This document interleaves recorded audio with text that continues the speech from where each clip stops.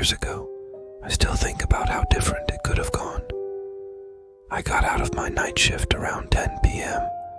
The company I worked for provided us with transportation home, but I had requested to get off about 20 minutes early to walk and buy some dog food.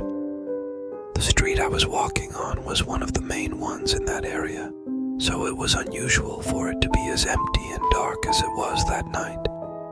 I am a person that gets paranoid over almost anything due to previous childhood trauma and experiences, so feeling my fight or flight instinct isn't rare for me. This makes it hard for me to determine if it's my head playing games. Not long after I left the store, I thought I noticed a car going at my pace beside me. Being used to feeling these things, I figured I would just stop walking and see if the car continued its path. But it didn't. I walked another bit, and the car again followed my pace. Something made me peek inside. I saw a man driving and looking straight at me. The look on his face was one I had only seen in movies before, and at that moment I was sure he had no good intentions. I immediately started running down the street. The car accelerated by my side again, matching my speed.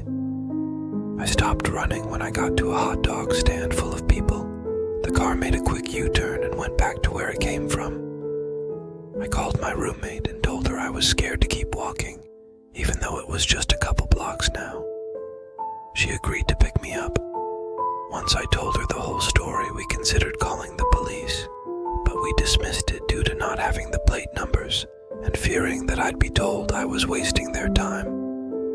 I thought this due to previous experiences with the cops.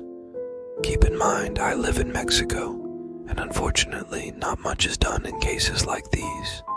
Sometimes not even when you have experienced bodily harm or have strong evidence.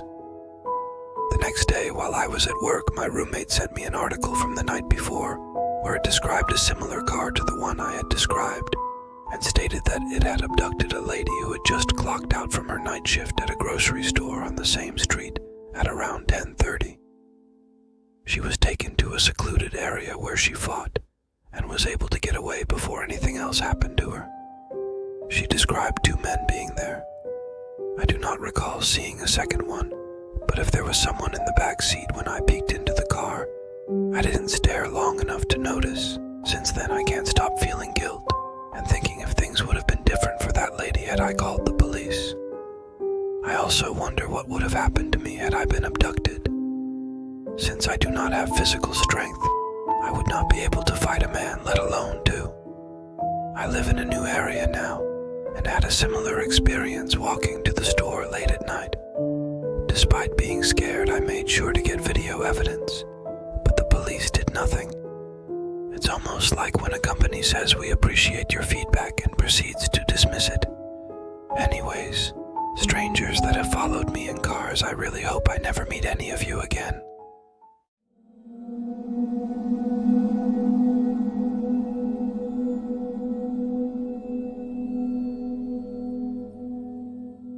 I'm a 22-year-old female and was on vacation in San Antonio with a friend for New Year's. In retrospect, I would have picked anywhere else to celebrate, but I had never been to San Antonio before, so I thought it would be cool. When we pulled up to the place, it was very obvious that it wasn't in a great neighborhood, but it was extremely cheap and within walking distance to the Riverwalk. I'm no stranger to questionable neighborhoods, so I wasn't too concerned about the area as it was very quiet. On the day of New Year's Eve, my friend got food poisoning and asked me to get some stuff from the gas station down the road. I wasn't comfortable taking their truck, and since it was only an 8-minute walk, I started heading out. I got to the gas station no problem, but they didn't have Pedialyte, so I started walking to another gas station 5 minutes away. This is where it gets sketchy. I'm halfway to the next gas station and I notice there's 2 homeless guys walking around outside their tents next to the street I'm on. Originally, I was going to walk right past them and pay them no mind, but when I got closer, I could tell that they noticed me and were staring at me. I'm 5'5", not super athletic, pretty strong, but I'm not taking my chances with two grown men. Instead of going straight past them, I turned the corner. I assumed they would go about their business and leave me alone. I heard one of them say, "Hey Randy, come over here." I glance behind me and see three men now following me. They're far enough away where I'm not worried but extremely cautious. I glance behind me again after a few minutes. They're hunched over, huddled up like they're trying to sneak up on me, much closer this time. I made the smart decision to say screw the Pedialyte and rounded the corner back towards our place. I was maybe 1 or 2 blocks away when I checked behind me again, and they have also rounded the corner and are walking quickly. I began booking it, and I heard the men yelling at me. I didn't look back this time, but I could hear shuffling feet breaking into a run. Thankfully, I made it inside before they could see where I went. I peeked out the peephole in the door and watched in horror as these three men came barreling around the corner and frantically looking around for me. They argued and pointed around, but eventually left.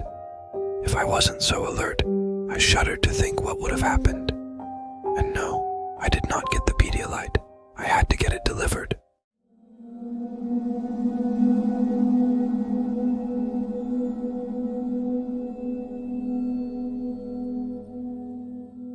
Leaving my friend's house, I accidentally backed into a brick mailbox. My bike rack hit the mailbox, so my car was okay, but the mailbox was completely demolished. No big deal, right? That's why we have insurance, right? I went to the neighbor and told them what happened, and gave them my insurance, phone number, and name. All I got was his first name. From the get-go, this dude was creepy. He kept hitting on me, trying to date me, specifically trying to feed me. I left to go to my mom's. The guy I backed into, Robert, began to text me and call me. He was insistent that it was better for both of us if I just paid out of pocket for the mailbox, sending me links to companies that could fix it for $500, and demanding I go on a date with him so I could give him the cash for the repair, and he could feed me. I don't know what his deal with the food was. I declined everything, but started to get annoyed by his constant texts and calls. Finally, after 2 days of it with my responses only being, "Please contact my insurance," I sent him a text saying that he was harassing me. I blocked him, but he made a new number and threatened to report it as a hit and run to the police. I'm in law school. This wasn't a hit and run. I blocked the second number. Then he used a new number to ask me if I wanted him to send a screenshot or video of the accident to his insurance. I admit this made me angry. I called this number and dug my nails so hard into my thigh I drew blood, as he threatened to report me, asking me on a date, and trying to entice me to just pay cash. I finally screamed, "Don't contact me again, you effing inbred piece of crap." My dad heard me and was upset that I said that to someone I was in an accident with, and to a guy who thought I was cute and just wanted a date. I blocked the third number. The next day, he reached out again to tell me I gave him the wrong policy number. I told him I didn't. He then said it'd be easier to pay cash, that I was the problem, etc. He was talking to his insurance, I guess, and began trying to validate my info. He had my mom's name, address, and phone number. I verified it and told him to not contact me again. I blocked his new number. Early the next morning, I got a text, basically saying he finished the claim, and I was awful for making it harder than it needed to be by going through insurance and not going on a date with him. He then said, "You're so beautiful and ugly at the same time. Don't take risks. Stay on the good path. Goodbye." At this point, I got scared. Fifth number blocked. Then at midnight, he texted me, "You up? I know where you live. Don't try and screw me over on insurance. I'll report it as a hit and run. You should have just gone on a date with me." I took the phone to my dad, showed him the texts, and filled him in. My dad, a pretty scary dude, then calls the guy. He answered, "Shoot, I knew you were into me. Want to come over?" My dad got very mad. He said this was beyond harassment. This was his final warning to not contact me. We didn't care how he reported it, etc. Robert began saying I came on to him, offered sex as payment, invited him to my house, and was a horny B-word.